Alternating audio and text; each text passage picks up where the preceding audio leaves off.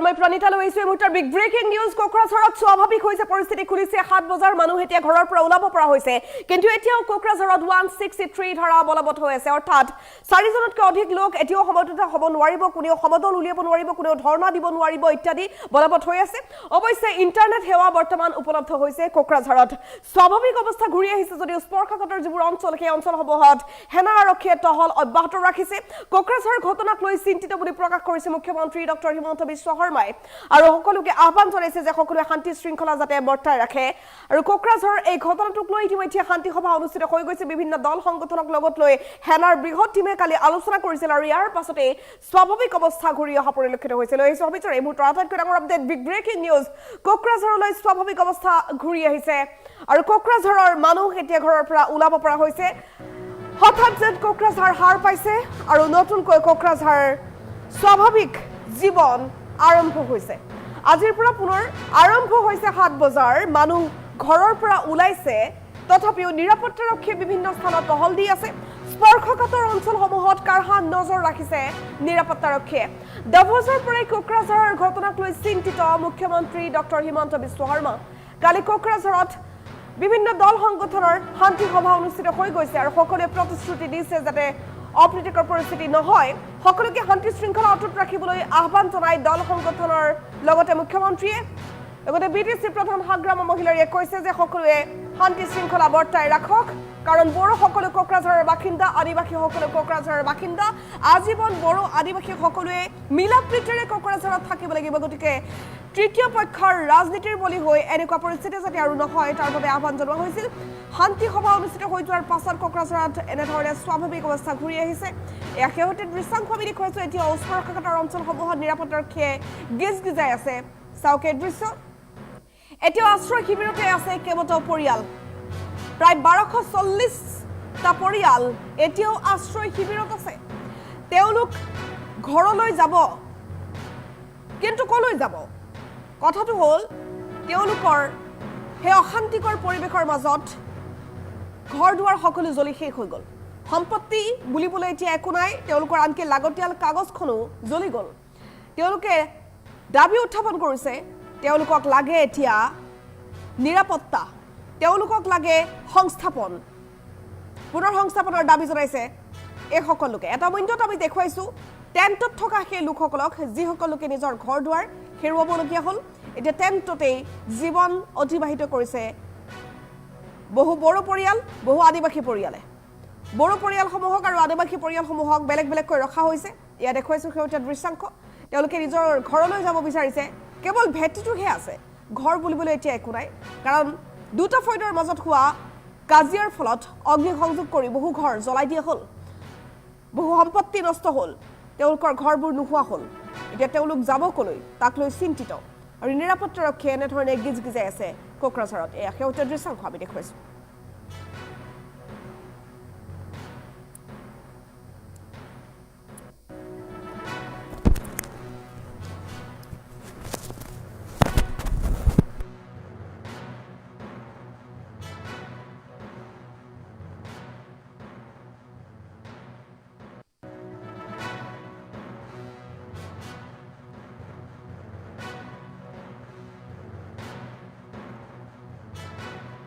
আৰু যোৱাকালি আমাৰ কোকৰাঝাৰত অনুষ্ঠিত সৰ্বদলীয় আৰু সকলো সংগঠনৰ যিখন বৈঠক অনুষ্ঠিত হৈ গ'ল সকলোৰে প্ৰয়াস আৰু প্ৰচেষ্টাত এতিয়া কোকৰাঝাৰলৈও শান্তি উভতি আহিছে আকৌ এবাৰ মই সমগ্ৰ কোকৰাঝাৰবাসী বা বড়োলেণ্ডবাসী ৰাইজক শান্তি শৃংখলা বজাই ৰাখিবলৈ বিনম্ৰভাৱে অনুৰোধ কৰি কোকৰাঝাৰৰ ঘটনাক লৈ মই যথেষ্ট চিন্তিত আছিলোঁ সেনা বাহিনীৰ আমি সহায় ল'লো CRPFৰ সহায় ল'লো আৰু যোৱাকালি আমাৰ কোকৰাঝাৰত অনুষ্ঠিত সৰ্বদলীয় আৰু সকলো সংগঠনৰ যিখন বৈঠক অনুষ্ঠিত হৈ গ'ল সকলোৰে প্ৰয়াস আৰু প্ৰচেষ্টাত এতিয়া কোকৰাঝাৰলৈও শান্তি উভতি আহিছে আকৌ এবাৰ মই সমগ্ৰ কোকৰাঝাৰবাসী বা বড়োলেণ্ডবাসী ৰাইজক শান্তি শৃংখলা বজাই ৰাখিবলৈ বিনম্ৰভাৱে অনুৰোধ কৰি কোকৰাঝাৰৰ ঘটনাক লৈ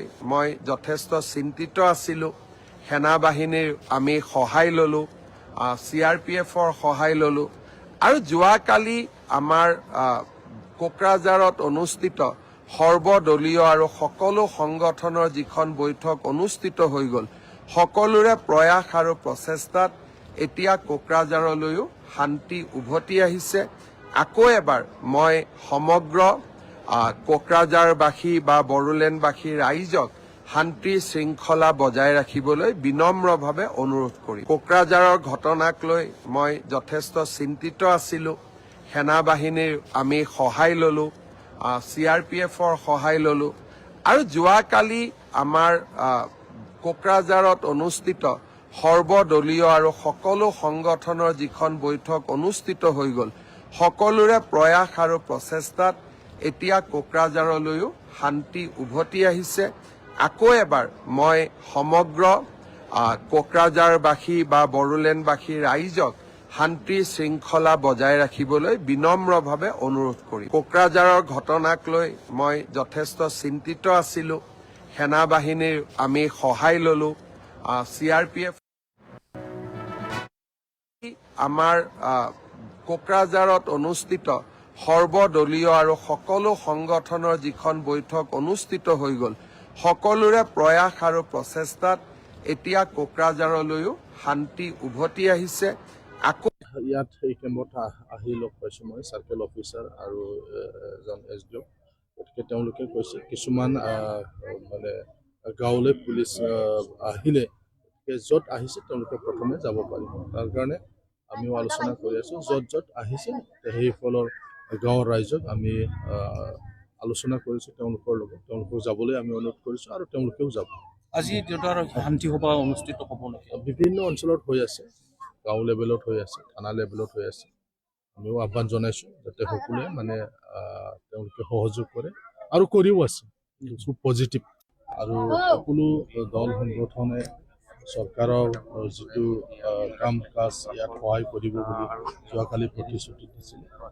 আমি অতি সোনকালে যাতে নিৰাপত্তা আৰক্ষী পঠাই দি পেলাই গাঁৱলৈ যাতে ৰাইজক যাবলৈ যাতে আমি সুবিধা কৰি দিব পাৰোঁ এই কথাবিলাকে যোৱাকালি আলোচনা কৰা হৈছিল। কাৰণ ভয়ত মানুহবিলাকে ৰিলিফ হিচাপে কেম্প কৰি আছে, কিন্তু গোটেই পৰিস্থিতিটো আমি সকলোৱে চাইছোঁ। তো কিছুমান নিৰাপত্তা ৰক্ষী যদি গাঁও বা অঞ্চলত যদি দিয়াৰ ব্যৱস্থা কৰা হয় তেতিয়াহ'লে গাঁৱৰ ৰাইজেও যাবলৈ তেওঁলোকে ইচ্ছুক। ইয়াত কেম্পত তেওঁলোকে থাকিবলৈ বিচৰা নাই, অকল মানে কিছু ভয় শংকা আছে। সেইকাৰণে উভয় পক্ষই বড়ো বা আদিবাসী তেওঁলোকে গাঁৱলৈ যাবলৈ তেওঁলোকে ইচ্ছুক। যিসকলৰ ইতিমধ্যে ঘৰ ধ্বংস হ'ল, ঘৰত অগ্নিসংযোগ কৰা হ'ল, তেওঁলোকক যদি অতি সোনকালে ব্যৱস্থা কৰি দিয়া হয়, টিনৰ ব্যৱস্থা কৰি দিয়া হয়, কাপোৰ কানিৰ ব্যৱস্থা কৰা হয়, খোৱা লোৱাৰ ব্যৱস্থা যদি দিয়া হয়, তেওঁলোকেও 2 এদিনৰ ভিতৰতে যাবলৈ তেওঁলোকে মানে সন্মতি প্ৰকাশ কৰিছে। গতিকে মই চৰকাৰক আহ্বান জনাব বিচাৰিছোঁ যাৱতীয় যিখিনি ব্যৱস্থা চৰকাৰে কৰিব লাগে যাতে সোনকালে কৰি দিয়ে, যাতে মানুহবিলাকে যাতে নিজৰ গাঁৱত নিজৰ ঘৰলৈ যাতে উভতি যাব পাৰে। কাৰণ পৰীক্ষাৰ ওচৰ চাপিছে, বহুত ল'ৰা ছোৱালীয়ে স্কুল কলেজত পঢ়ি আছে, খেতিৰ সময়, ঘৰত মানে গৰু ছাগলী এনেকুৱা জীৱ জন্তুও আছে। গতিকে তেওঁলোকে নিজৰ ঘৰত যাবলৈ তেওঁলোকে ইচ্ছুক কৰিছে। মাত্ৰ চৰকাৰৰ ফালৰ পৰা তেওঁলোকে বিচাৰিছে যাতে নিৰাপত্তাৰ ব্যৱস্থা গোবিন্দনগৰ আৰু কাৰিগাঁৱৰ মানুহৰ যিবিলাক ৰিলিফ কেম্পত আছে, আমি আদিবাসী সেৱা সমিতি আৰু আওপাৰ পৰা আহিছোঁ। আমি আজি যোৱাকালিও আহিছিলোঁ এই ৰিলিফ কেম্পখনত, কাৰিগাঁও ৰিলিফ কেম্পখনত। যোৱাকালি যি দৃশ্য দেখিছিলোঁ আজি অলপ কমিছে, কিন্তু ইহঁতৰ উচিত খোৱা লোৱা পোৱা নাই। এতিয়াও ৰান্ধিবৰ কাৰণে বাচন বৰ্তন নাই, ৰান্ধিবৰ কাৰণে খৰি নাই। ৰিলিফ কেম্পত পোনপ্ৰথমতে এইবিলাক দিব লাগে, কিন্তু অসম চৰকাৰৰ হিচাপত কোকৰাঝাৰ DC চাৰ্কেল হিচাপত আজিলৈকে অকল দালি, চাউল, নিমখ এইখিনিহে পাইছে। ৰান্ধিবৰ কাৰণে বস্তু পোৱা নাই। এইটো পোনপ্ৰথমতে মই এইটোৰ কাৰণে গৰিহণা দিছোঁ চৰকাৰক। ৰিলিফ কেম্পৰ মানুহ কোনোমতে জীয়াই আছে, ইহঁতক মানে উচিত খাদ্য দিব লাগে। কোনোবা বাহিৰৰ পৰা দিছে এইটো নাই, চৰকাৰৰ পৰা মানে উচিত পোৱা নাই। এইখিনি এইটো ক'লো। আৰু এটা কথা, খাদ্য দিছে নেকি সৰু ল'ৰা ছোৱালীৰ কাৰণে এতিয়ালৈকে খাদ্য পোৱা নাই। যেহেতু সন্মুখত পৰীক্ষা আছে তো কিতাপৰ কিবা ব্যৱস্থা কৰিছে? এতিয়ালৈকে কৰা নাই। লিষ্ট খুজিছে দিছে। আৰু এটা কথা আমি পোনপ্ৰথমতে ক'ব বিচাৰিছোঁ, শান্তি যিটো বাতাবৰণ সৰুদিনৰ পৰা দুয়ো পক্ষৰ পৰা শান্তি বিচাৰি আছে, কিন্তু বৰ দুখৰ বিষয় আমাৰ আদিবাসীসকলৰ ওপৰত আৰু বড়োসকলৰ মাজত কোনোবা দুষ্কৃতিকে ইমান সোনকালে কিবা কৰে জাতিগত ফালে আহে। আৰু এনেকুৱা দুৰ্ভাগ্য বিষয় আমাৰ ইয়াত আমি দেখিছোঁ, যিমানবাৰ হৈছে এই ইলেকশ্যনৰ ওচৰে পাঁজৰে হয়। আগত 96 সময়ত হৈছিল খেতি বাতিৰ সময়ত, এতিয়া এনেকুৱা পিছত এনেকুৱা হিউমাৰ আহে, এনেকুৱা জাতিগত অলপ সংঘৰ্ষ ভয় দেখুৱাই এই ইলেকশ্যনৰ সময়ত। এইটো বৃহৎ দুৰ্ভাগ্যৰ বিষয়।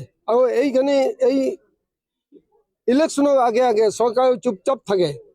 যেতিয়ালৈকে ডাঙৰ সংঘৰ্ষ নহয় তেতিয়ালৈকে পুলিচ মিলিটাৰী কিবা সজাগ নহয়। সেইকাৰণে আমি কৈছোঁ এইটাত বিৰাট ডাঙৰ ৰহস্য আছে। আদিবাসীসকল চান্তালসকলৰ যাতে শিক্ষা দীক্ষাৰ পৰা পিছ পৰি থাকে, সেইকাৰণে এই ৰহস্যটো উদ্ঘাটন কৰিব লাগে। আৰু এডুকেশ্যনৰ ক্ষেত্ৰত যিহেতু আমি খুব দুৰ্বল আৰু এতিয়া যিহেতু আছে, এইকাৰণে চৰকাৰে কৈছোঁ, যোৱাকালিৰ পৰাই কৈ আছোঁ, আজিয়ে এই ষ্টুডেণ্টসকল বাহিৰত লৈ যাওক। ষ্টুডেণ্টৰ পৰীক্ষা দিবৰ কাৰণে যিগিলান কাগজ পত্ৰ আছিল, এই কাগজ পত্ৰ জ্বলি গৈছে। এইটো কাৰণে শিক্ষা বিভাগৰ পৰা নিজে আহি, যিহেতু এই স্কুলৰ ঘৰৰ ল'ৰা ছোৱালী ৰিলিফ বোৰ্ড আছে, সিহঁতে ওলাব পৰা নাই, তেখেতসকলে চৰকাৰৰ পৰা আহি এইখিনি কৰিব লাগে। আৰু যিটো শান্তিৰ কথা কৈছে, সঁচাকৈ শান্তি লাগে। আৰু যিটো দুষ্কৃতিকাৰী আৰম্ভ হৈছিল এক্সিডেণ্টৰ পৰাই আৰম্ভ হৈছিল, আমাক জাতিটোক বদনাম দিছে, এই ঘৰ জ্বলাইছে, এইটো বৰ দুৰ্ভাগ্যৰ বিষয়।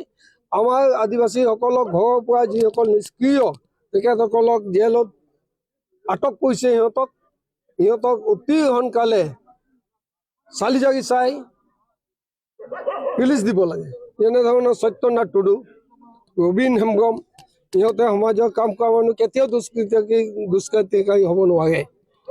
যোৱাকালিও কৈছিলোঁ, কিন্তু মন্ত্ৰী মহোদয়ে আমাৰ লগত কথা নপতাকৈ মিটিং কৰি সোনকালে গুচি গৈছে।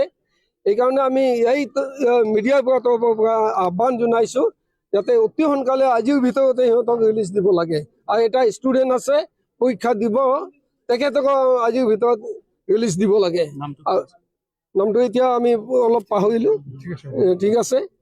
আৰু যিখিনি আমি আৰম্ভ কৰিছোঁ, কোকৰাঝাৰ ডিষ্ট্ৰিক্টত সঁচাকৈ আমিও খুব ৰিম'ট কণ্ট্ৰলত নিজেও থাকোঁ, পুলিচ প্ৰশাসন ঘূৰি আছে, গোটেইখিনি সঁচা ভাল পাইছোঁ। আজিলৈকে একো ৰিমাৰ্ক হোৱা নাই। যাতে ফৰেষ্ট এৰিয়াত আৰু কেইদিনমান পুলিচ প্ৰশাসন থাকিব লাগে।